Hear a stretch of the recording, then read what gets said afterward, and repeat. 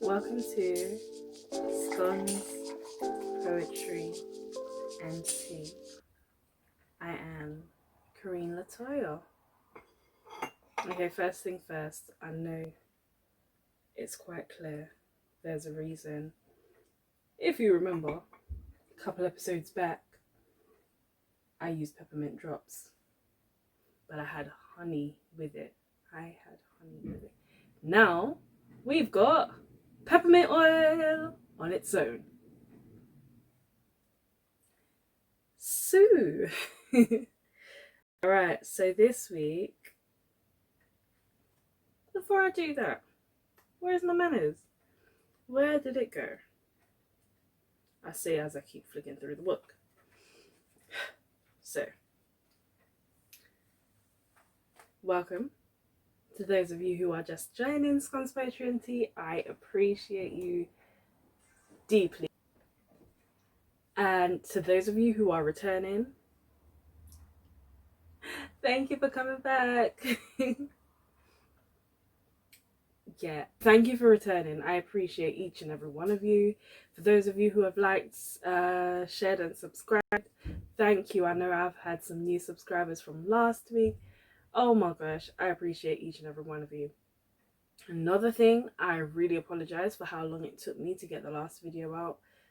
Didn't realize how much that episode took out of me. So when it came to actually editing, oh my gosh. Yeah. But we are back. We are now on episode 5, still on 3. So if we call this season 1, we've got season 1, episode 5 of 3. And then next season can be season 2. And then by the time we get to the 3rd season, and that would be Naked Lenses. And the 3rd season, alright, cool, I'm going on. Even though the 3rd season, what would that be? Anyway, we're in the present. We're talking about now. We are talking about the book Free. To each and every one of you who have bought a copy of either Free or Naked Lenses or both, I appreciate you deeply. Thank you so much. Like, what can a woman say but thank you? So let's get on with it, right? Let's get on with it. So we are in the section of love or lust. Firstly, why did I name it love or lust? I don't know. I think at that point in life I was just like, what's the difference between love and lust? Do we know if we are loving someone or if we're lusting after someone? I feel like that's where I was with it. And I still do question the differences between love and lust. Not so much outwardly, not as much anymore, but I still do question the two. I still do question whether or not we as individuals know if we are lusting after someone or if we truly love them. I mean, this book that I'm working on is called Love in Black. And the character is trying to understand love. So I guess we can say that I'm still questioning it, like outwardly as well. So that's the title for this section. And yeah, let's get into it. So now we go back to me reading the pieces, then explaining the pieces. The last episode and the episode before that, those pieces from Pain were difficult. So I had to kind of give that, this is what the piece is about before going into the piece, as to not trigger people. But there are no trigger warnings around this, I hope. So the first piece in this section is called I Want. Keep an eye out. Just pay attention. Alright. I want to feel his soft, silky gaze upon my skin. That makes me want to be engulfed by it and drift away in a peaceful land of nothingness. So I can be softly held by his eyes, which tells me many stories, teaching me to believe that I love yous are real. I have one too many times been introduced to darts held in eyes, stares shooting bullets, and words with coarse hands squeezing my throat and slowly showing me what a blackout really is.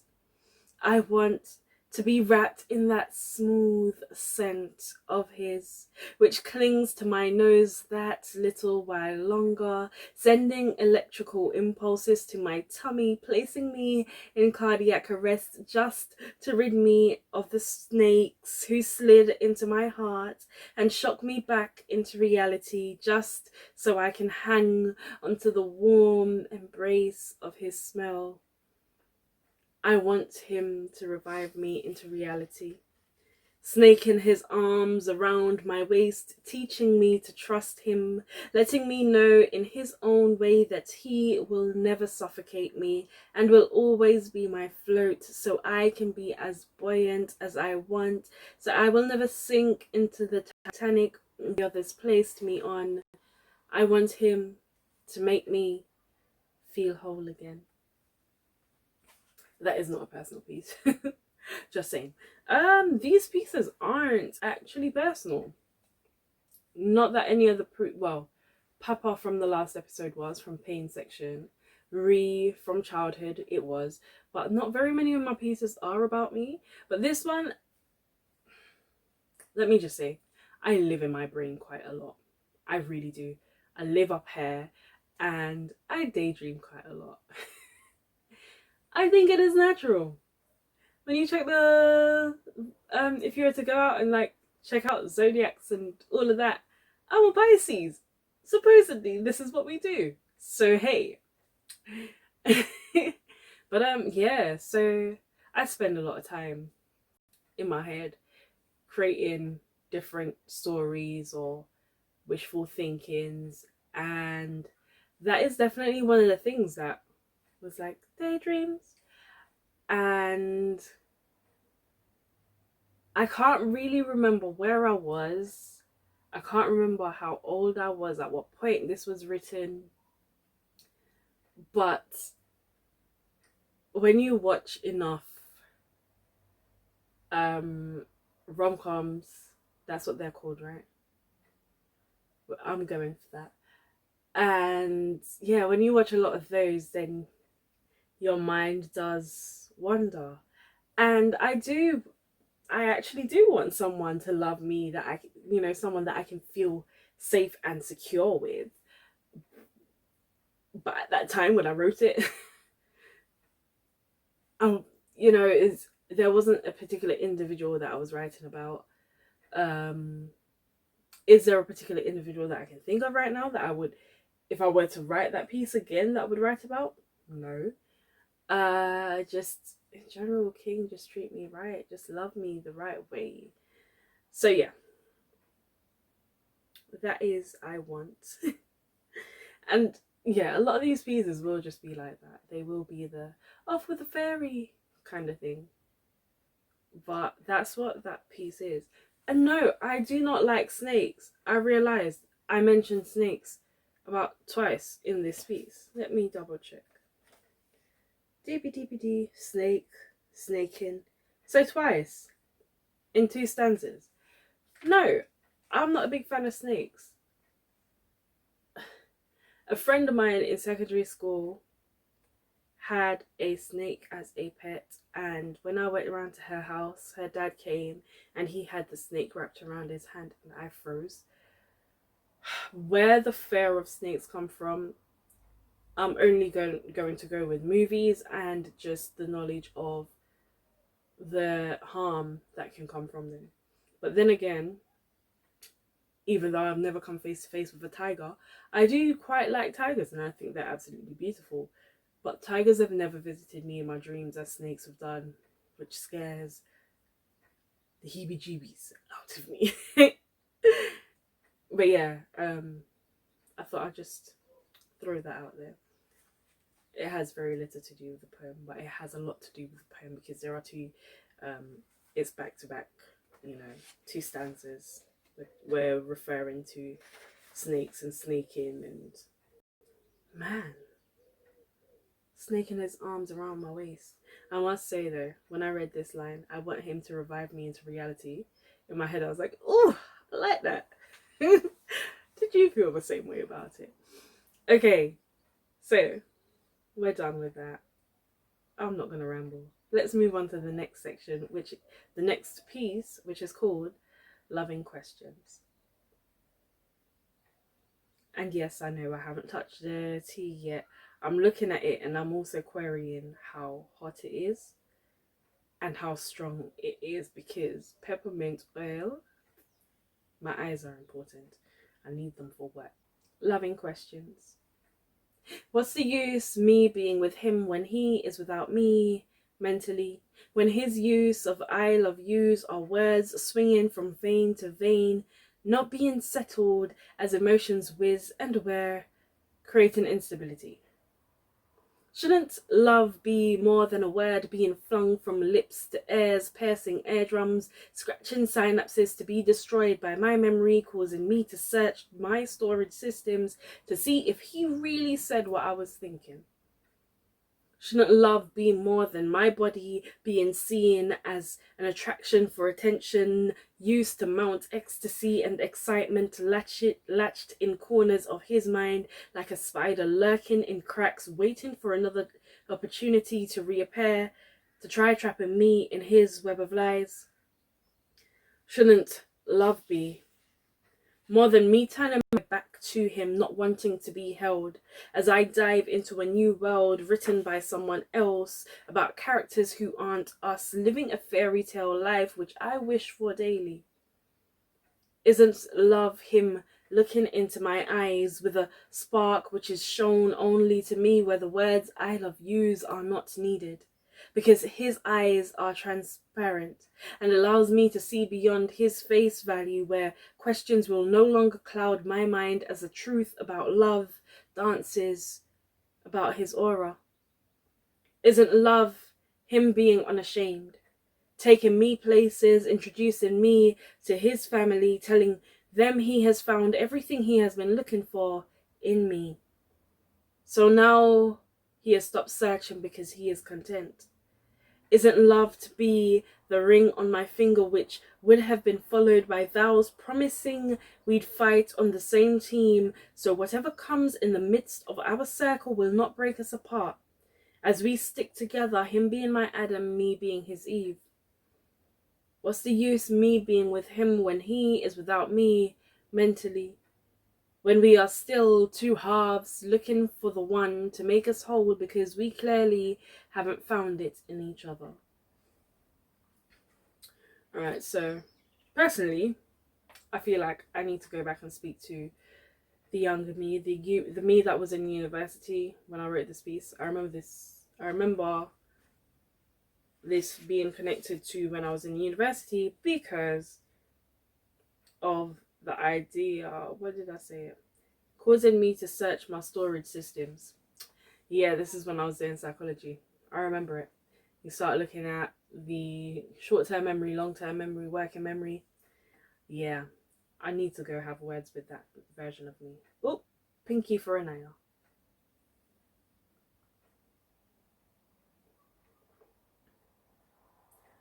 Yeah, it wasn't too bad. It wasn't too bad.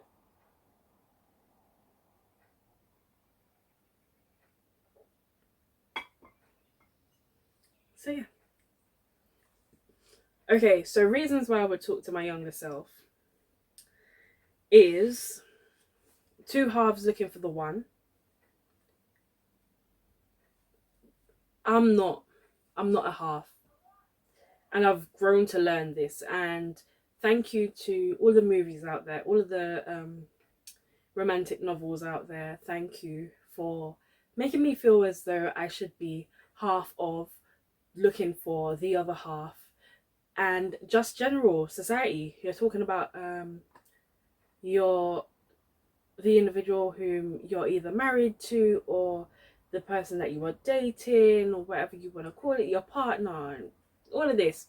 Thank you to society for telling me that I need my other half. My age now, no, I don't need another half. Like, I have to be whole within myself to be able to know what I want, and not even know what I want, but understand who my soul needs. So definitely would have words with the younger me, but I also appreciate the younger me for having written this piece, because it's a thing of, all right, cool, this is what you were saying, and the questions are valid. The questions are valid, apart from the fact that, again, you know, the whole two halves, looking for the one to make us whole, because we haven't found it in each other. It's not that we haven't found the one to make each other whole, but it's just that our ideas, our values, they are marrying up with each other. Therefore, you and I must take a step back, revisit our drawing board, and reevaluate what it is that we need to be able to move forward. But yeah, I do appreciate the younger me for this. You know, the whole thing, you know, characters who aren't us living a fairy tale life. Yeah, me reading. But now I feel like I might have been watching something, or I had read something which is talking about, you know, couples and just not wanting to be touched that night. Like, no, I'm not. And then it keeps going, so I keep having to drift off somewhere else. I believe that's where that came from. Okay, I hope that all sunk in. I realize I'm talking really, really fast. I apologize, I really do. Two more pieces for this section, and they're getting shorter. This piece is called The Customer. This has a whole backstory. He notices everything about me. From the style worn on my head to the shoes on my feet, his eyes never miss a beat. He keeps up with the rhythm of my hips and the lessons from my smiles carried on my lips, which I often switch to a frown. Are you married now? He asks with a smile halved, as he notices my ring which clings to my finger, causing me to chuckle as his guess is worn on the third finger of my left hand, mocking my ring finger, which is bone clothed with skin, waiting for my man to walk in and get down on his knees and clothe it in a band as a cloak, a protection from men like him, whose eyes prey on me whether or not I show disinterest, which is most of the time. My smile is polite, because it is my job to ensure that he is satisfied with the services my office provides. Him on one side of the glass, me on the other, waiting patiently for the transfer to be sent so his presence becomes absent. Okay, this one I'm going to put the book down. Once upon a time, I was working for a money transfer agency. Back in the days, this was Swift Cash. I was in uni, so there were times. So I started when I was on work placements. I was still at home, but then I went back to uni for my final year. So I was traveling to London and then traveling back to Luton. Anyway, one particular customer, just every week watching me, every week watching Kareen. Like, this man came and he was a regular, and it got to the point where I used to wear a lot of rings, and I had a ring on this finger. So this man's looking at me now, and he was just like, are you married now? Excuse me? Excuse me? No? And even before we even get to the ring, like, my head wrap, he was watching that. I think I was locking at the time as well. So that was a thing of conversation. But yeah, it's like he asked about me being married, and it's as though he was a little bit disappointed, but he wasn't fully disappointed. But okay, maybe you're married. I'm not sure what I can Can we, where we go? Yeah. So at that point I was just like, yeah, this makes for a very good poem. This really makes for a very good poem. Okay, cool. Ended up writing it. And yeah, every time I go back to this poem, every time I see this poem, I chuckle because I remember it. I remember being in the shop, and I remember like the different men that would come in and they would try and they would say what they have to say, and then they're all just like, oh, just go about your business, please, I beg you, just go on, leave me be, I beg, I beg, I beg. So yeah, I do remember those very many moments at work.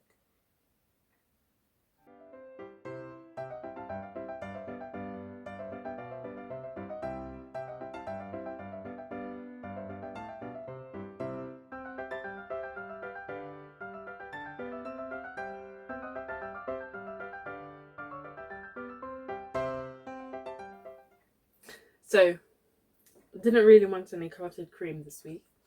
I decided I would do a little bit of research to see what else I could have with scones, because I'm not really a jam person. So they said chocolate spread. Hey, I go for Nutella. Interesting. Very, very. Yeah. What's the word you would use in English for it? Alright. I'm going for cloying. Very cloying, right? So that's where we're going to go with this one. Last piece.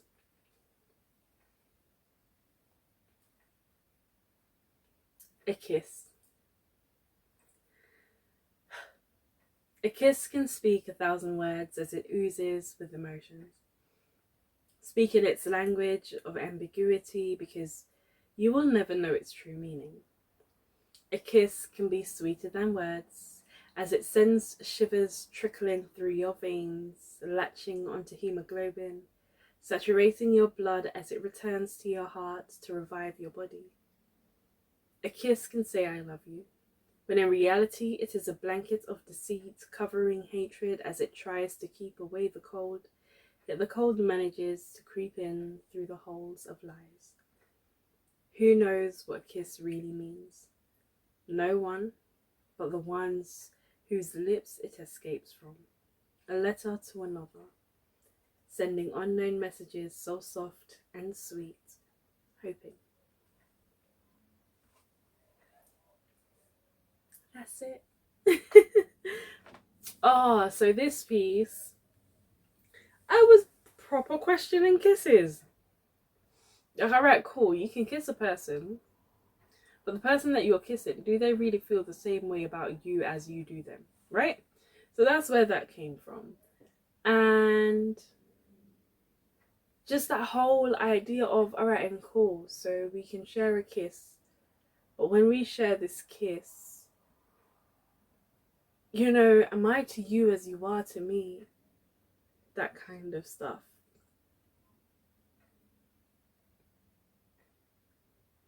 Yeah. So yeah, there's nothing much to say about it apart from this is what happened. As I said, I live a lot in my head, right? So by living a lot in my mind, I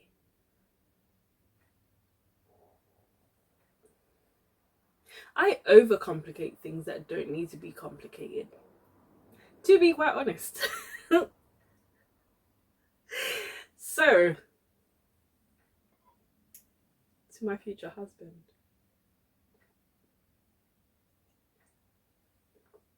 I apologize. I apologize for having you question the questions that are going around in my head.